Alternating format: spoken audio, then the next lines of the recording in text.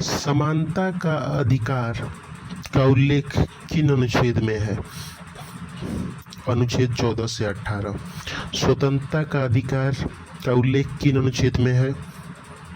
अनुच्छेद 19 से 22। शोषण के विरुद्ध अधिकार का उल्लेख किन अनुच्छेद में है? अनुच्छेद 23-24। धर्म की स्वतंत्रता का अधिकार का उल्लेख किन अनुच्छेद में है? अनुच्छेद 25 से 28। संस्कृति और शिक्षा संबंधी अधिकार का उल्लेख किस अनुच्छेद में है? अनुच्छेद 29-30। संवैधानिक उपचारों का अधिकार किस अनुच्छेद में है? अनुच्छेद 32।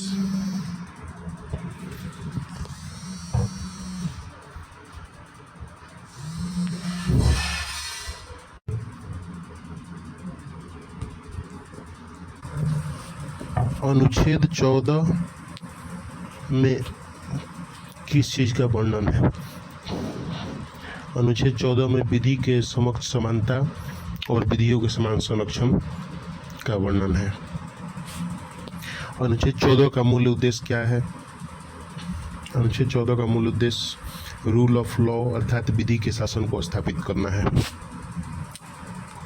यह संविधान के मूल ढांचे में आता है। अनुच्छेद 14। विधि के समक्ष समानता और विधियों के समान संरक्षण में क्या अंतर है?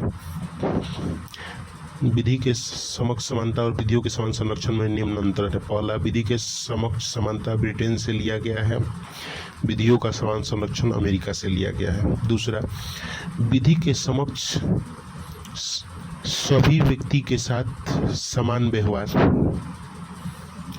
विधि के समानता के अंतर्गत है, जबकि विधियों के समान संरक्षण में परिस्थितियों के अनुसार पृथक व्यवहार किया जा सकता है।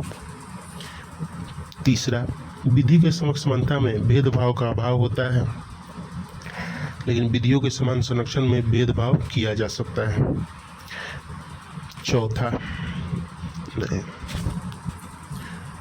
विधि के समक्ष समानता के अंतर्गत सभी व्यक्तियों के लिए समान विधि लागू होगी, लेकिन विधियों का समान संरक्षण के अंतर्गत विभिन्न समूह एवं व्यक्तियों के लिए पृथक विधियों का प्रयोग होगा। पांचवा, विधि के समक्ष समानता नकारात्मक है क्योंकि राज्य व्यक्तियों के लिए सुविधा प्रदान नहीं करेगा, जबकि विधियों का समान संरक्षण सकारात्मक है क्योंकि वंचित वर्गों का राज्य के द्वारा संरक्षण किया जाएगा। विधि के समक्ष समानता का अपवाद क्या है? विधि के समक्ष समानता का अपवाद है राष्ट्रपति और राज्यपाल के पद। राष्ट्रपति और राज्यपाल को उनके कार्यकाल के दौरान उन पर कोई भी फौजदारी मुकदमा या दंडिक कार्रवाई नहीं चलाया जा सकता है तथा वे अपने शक्ति के प्रयोगों और कर्तव्यों के लिए न्यायपालिका के प्रति उत्तरदायी नहीं होंगे। विधि के समक्ष समानता का दूसरा अपवाद है कि संसद या राज्य विधानमंडल में सांसदों और विधायकों के द्वारा कही गई बातों या मत के संबंध में उनके विरुद्ध न्यायालय में कोई कार्यवाही नहीं की जाएगी। विधि के समक्ष समानता का सिद्धांत किसने दिया है? इंग्लैंड के प्रसिद्ध विधिवेत्ता A.B. डाइसी ने। इसका मूल उद्देश्य है रूल ऑफ लॉ विधि के शासन को स्थापित करना। इसके अभाव में निरंकुशता उत्पन्न होता है। किसने कहा है कि जहां विधि समाप्त होती है वहां निरंकुशता आरंभ होती है? जॉन लॉक ने। अनुच्छेद 15 में क्या प्रावधान है? अनुच्छेद 15 के अंतर्गत राज्य द्वारा किसी भी नागरिक के प्रति केवल धर्म, मूल, वंश, जाति, लिंग या जन्म स्थान के आधार पर किसी प्रकार का भेदभाव नहीं किया जाएगा। इसमें केवल शब्द का प्रयोग किया गया है जिसका अभिप्राय है कि शैक्षणिक योग्यता अथवा शारीरिक मापदंड के आधार पर भेदभाव किया जा सकता है। अनुच्छेद 15 का क्लाउज 2 क्या कहता है? अनुच्छेद 15 क्लाउज 2 के अनुसार सार्वजनिक स्थानों जैसे होटल, तालाब, कुआं, रेस्टोरेंट तथा सरकारी संपत्तियों पर किसी के साथ भेदभाव नहीं किया जाएगा, वो सभी के लिए समान है। अनुच्छेद 15 का अपवाद क्या है? अनुच्छेद 15 का अपवाद है कि राज्य महिलाओं एवं बच्चों के उत्थान के लिए विशेष सुविधाएं प्रदान कर सकती है तथा जैसे महिलाओं को मिलने वाला मातृत्व अवकाश किस संविधान संशोधन के द्वारा सामाजिक एवं शैक्षणिक दृष्टि से पिछड़े वर्गों तथा अनुसूचित जातियों एवं जनजातियों के उत्थान के लिए विशेष प्रावधान किया गया है? प्रथम संविधान संशोधन 1951। किस संविधान संशोधन के द्वारा पिछड़े वर्ग के छात्रों के लिए सभी उच्च शैक्षणिक संस्थानों में 27% सीटें आरक्षित की गई है? 93वां संविधान संशोधन 2005। अनुच्छेद 16 में क्या प्रावधान है? अनुच्छेद 16 में लोक नियोजन में अवसर की समानता का प्रावधान है। इसके तहत राज्य के अधीन किसी भी पद पर नियुक्ति संबंधित सभी नागरिकों के लिए अवसर की समता होगी। अनुच्छेद 16 का अपवाद क्या है? अनुच्छेद 16 का अपवाद है अनुच्छेद 16 का क्लाउज 4। इसके तहत राज्य पिछड़े वर्ग को नियुक्तियों एवं पदों में आरक्षण प्रदान करेगा। प्रथम पिछड़ा वर्ग आयोग कब और किसकी अध्यक्षता में गठित किया गया? 1953 में काका कालेलकर की अध्यक्षता में गठित किया गया, जिस कारण इसे काका कालेलकर आयोग भी कहते हैं। प्रथम पिछड़ा वर्ग आयोग ने अपना रिपोर्ट कब प्रस्तुत किया? 1955 में, जिसे सरकार द्वारा अस्वीकार कर दिया गया।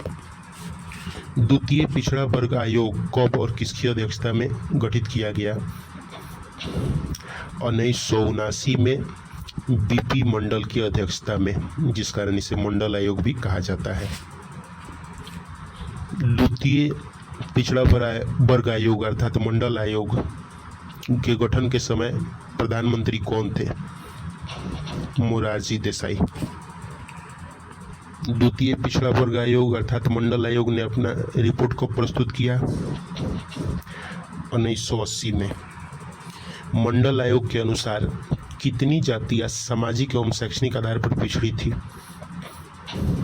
3743 जातियां, जो जनसंख्या में 52% थी। द्वितीय पिछड़ा वर्ग आयोग अर्थात मंडल आयोग ने पिछड़े वर्ग ओबीसी के लिए सरकारी नियोजन में कितना आरक्षण की सिफारिश की? 27%। कब और किसने मंडल आयोग के सिफारिशों को लागू करते हुए पिछड़े वर्ग ओबीसी को 27% आरक्षण देने की घोषणा की? 1990 में प्रधानमंत्री विश्वनाथ प्रसाद सिंह ने। कब और किसके द्वारा सामान्य वर्ग जनरल कैटेगरी के लिए 10% आरक्षण लागू करने की घोषणा की गई, जिसे सुप्रीम कोर्ट ने अमान्य घोषित कर दिया? वर्ष 1991 में प्रधानमंत्री पीवी नरसिम्हा राव के द्वारा। आरक्षण संबंधी सभी मामलों की सुनवाई किस केस में की गई? इंदिरा सहनी बनाम भारत संघ मामला 1992। इंदिरा सहनी बनाम भारत संघ मामला 1992। इसे मंडल केस के नाम से भी जाना जाता है। इंदिरा सहनी केस में उच्चतम न्यायालय ने क्या फैसला दिया?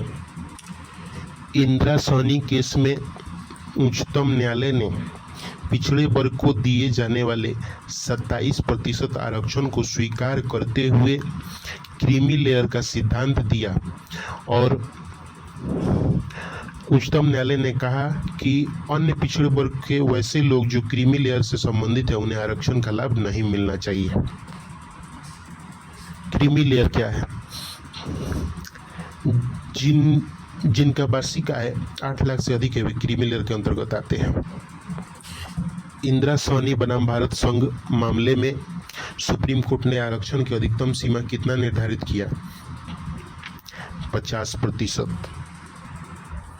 किसके द्वारा 2019 में समान वर्ग के आर्थिक रूप से कमजोर लोगों के लिए सरकारी सेवाओं में नियुक्ति हेतु 10% आरक्षण की व्यवस्था की गई? केंद्र की मोदी की सरकार के द्वारा। इसे EWS कहते हैं।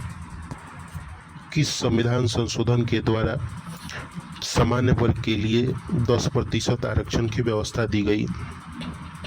103वां संविधान संशोधन 2019।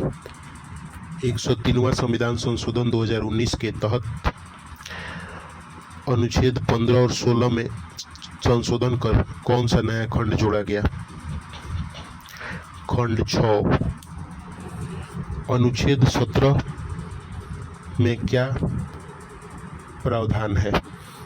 अनुच्छेद 17 में अस्पृश्यता के अंत का प्रावधान है। इसके तहत अस्पृश्यता को समाप्त करने की व्यवस्था की गई तथा अस्पृश्यता का किसी भी रूप में प्रचलन को दंडनीय अपराध घोषित किया गया। संसद द्वारा अस्पृश्यता निरोधक अधिनियम का निर्माण कब किया गया? 1955 में। 1976 में अस्पृश्यता निरोधक अधिनियम में संशोधन कर इसका नाम क्या रखा गया? सिविल अधिकार संरक्षण अधिनियम 1955। अनुच्छेद 18 में क्या प्रावधान है? अनुच्छेद 18 में उपाधियों के अंत का प्रावधान है। इसके तहत राज्य द्वारा किसी को भी उपाधि प्रदान करने पर प्रतिबंध लगा दिया गया क्योंकि उपाधियां समाज में विषमता पैदा करती है। राज्य सेना और विद्या के अलावा कोई उपाधि प्रदान नहीं करेगा। नोट: कोई भी व्यक्ति राष्ट्रपति की अनुमति के बिना विदेशी राज्य से कोई उपाधि, भेंट या उपलब्धि स्वीकार नहीं कर सकता। अनुच्छेद 18 के तहत भारत सरकार द्वारा 1954 में कौन से 4 पुरस्कार की स्थापना की गई? भारत रत्न, पद्म विभूषण, पद्म भूषण, पद्मश्री। किस केस में सुप्रीम कोर्ट ने कहा कि भारत रत्न, पद्म विभूषण, पद्म भूषण और पद्मश्री पुरस्कार है, उपाधि नहीं, अतः इनका प्रयोग कोई भी अपने नाम के साथ नहीं कर सकता? बालाजी राघवन, 1994। अनुच्छेद 19 में क्या प्रावधान है? अनुच्छेद 19 के अंतर्गत सभी नागरिकों को 6 स्वतंत्रताएं प्रदान की गई है। अनुच्छेद 19 की 1 के क अथवा ए में क्या प्रावधान है? अनुच्छेद 19 के 1 के क अथवा ए में प्रावधान है वाक् एवं अभिव्यक्ति की स्वतंत्रता। इसके अंतर्गत बोलना, चुप रहना, दर्शाना, पुस्तक प्रकाशन, फिल्म निर्माण, लेखन आदि शामिल है। सुप्रीम कोर्ट ने वाक् एवं अभिव्यक्ति की स्वतंत्रता में किन अधिकारों को शामिल किया है? सुप्रीम कोर्ट ने वाक् एवं अभिव्यक्ति की स्वतंत्रता में निम्न अधिकारों को शामिल किया है: प्रेस की स्वतंत्रता, प्रदर्शन एवं विरोध का अधिकार, झंडा फहराने का अधिकार, शिक्षा का माध्यम चुनने का अधिकार। अनुच्छेद 19 के 1 के ख अथवा बी में क्या प्रावधान है? अनुच्छेद 19 के 1 के ख अथवा बी में प्रावधान है कि शांतिपूर्ण और बिना हथियार के सम्मेलन करने का अधिकार। अनुच्छेद 19 के 1 के ग अथवा सी में क्या प्रावधान है? अनुच्छेद 19 के 1 के ग अथवा सी में निम्न प्रावधान है: सभी नागरिकों को संघ, संगम या सहकारी समिति बनाने का अधिकार है। किस संविधान संशोधन द्वारा संघ, संगम और सहकारी समिति बनाने का अधिकार का प्रावधान किया गया? 97वां संविधान संशोधन 2011। सहकारी समिति का उल्लेख संविधान के किन किन भागों में है? भाग 9 के ख, अनुच्छेद 43 के ख और अनुच्छेद 19 के 1 के ग अथवा सी। अनुच्छेद 19 के 1 का घ अथवा डी में क्या प्रावधान है? अनुच्छेद 19 के 1 के घ अथवा डी में निम्न प्रावधान है: सभी नागरिकों को बिना रोक टोक के पूरे भारतीय क्षेत्र में भ्रमण करने का अधिकार है। इसमें अपवाद है कुछ जनजातीय क्षेत्र। अनुच्छेद 19 के 1 के अंग या ई में क्या प्रावधान है? अनुच्छेद 19 के 1 के अंग या ई में निम्न प्रावधान है: भारत के किसी भी भाग में निवास करने और जमीन लेकर बसने का अधिकार। किस संविधान संशोधन के द्वारा अनुच्छेद 19 के 1 के च अथवा एफ संपत्ति के अधिकार को मूल अधिकार से हटा दिया गया? 44वां संविधान संशोधन 1978। अनुच्छेद 19 के 1 के 6 अथवा जी में क्या प्रावधान है? अनुच्छेद 19 के 1 के 6 अथवा जी में निम्न प्रावधान है: भारत के प्रत्येक व्यक्ति को अपने इच्छा अनुसार व्यवसाय करने का अधिकार है, परंतु राज्य द्वारा प्रतिबंधित वस्तुओं, नशीले पदार्थों का कारोबार करने की अनुमति नहीं है। अनुच्छेद 20 में क्या प्रावधान है? अनुच्छेद 20 में दोष सिद्धि में संरक्षण का प्रावधान है। इसके तहत दोषी करार व्यक्ति को 3 प्रकार का संरक्षण दिया गया है। अनुच्छेद 20 के क्लाउज 1 में क्या प्रावधान है? भूतकालिक विधियों से संरक्षण। भूतकालिक विधियों से संरक्षण का क्या तात्पर्य है? किसी भी व्यक्ति को उसके द्वारा किए गए अपराध के समय विद्यमान कानून के द्वारा ही दंडित किया जाएगा। अनुच्छेद 20 के क्लाउज 2 में क्या प्रावधान है? दोहरे दंड से संरक्षण। इसका आशय यह है कि एक अपराध के लिए एक ही सजा दिया जाएगा। अनुच्छेद 20 के क्लाउज 3 में क्या प्रावधान है? अपने ही विरुद्ध गवाही देने से संरक्षण, अर्थात किसी व्यक्ति को अपने विरुद्ध गवाही देने के लिए विवश नहीं किया जाएगा।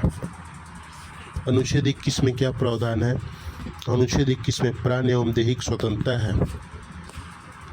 इसके अंतर्गत किसी भी व्यक्ति के प्राण एवं दैहिक स्वतंत्रता में कार्यपालिका या सरकार तभी हस्तक्षेप करेगी जब उसने देश में स्थापित किसी विधि का उल्लंघन किया हो। किस मामले में सुप्रीम कोर्ट ने कहा कि जीवन जीने का अधिकार ही सिर्फ व्यक्ति के शारीरिक एवं निजी स्वतंत्रता से है? एक के गोपालन बनाम मद्रास राज्य मामला 1950। किस मामले में सुप्रीम कोर्ट ने कहा कि जीवन का अभिप्राय गरिमापूर्ण जीवन यापन से है? मेनका गांधी बनाम भारत संघ मामला 1978। अनुच्छेद 21 के तहत किन अधिकारों का संरक्षण प्राप्त है? अनुच्छेद 21 के तहत निम्न अधिकारों का संरक्षण प्राप्त है। पहला, स्वच्छ वातावरण। दूसरा, निजता का अधिकार। तीसरा, विदेश यात्रा का अधिकार। चौथा, सूचना का अधिकार। पांचवा, अपने पसंद के व्यक्ति से शादी करने का अधिकार। छठा, निष्क्रिय इच्छा मृत्यु। सातवां, जीवन रक्षा। आठवां, निःशुल्क कानूनी सहायता। किस संविधान संशोधन के द्वारा शिक्षा के अधिकार को मूल अधिकार में जोड़ा गया? 86वां संविधान संशोधन 2002 के तहत शिक्षा के अधिकार को मूल अधिकार में अनुच्छेद 21 के क में जोड़ा गया। शिक्षा के अधिकार को मूल अधिकार में किस प्रधानमंत्री के द्वारा जोड़ा गया? प्रधानमंत्री अटल बिहारी वाजपेयी। अनुच्छेद 21 के क में क्या प्रावधान है? अनुच्छेद 21 के क में प्रावधान है कि इसके अंतर्गत राज्य के द्वारा 6 से 14 वर्ष के बच्चों को अनिवार्य एवं निःशुल्क शिक्षा का प्रावधान किया जाएगा।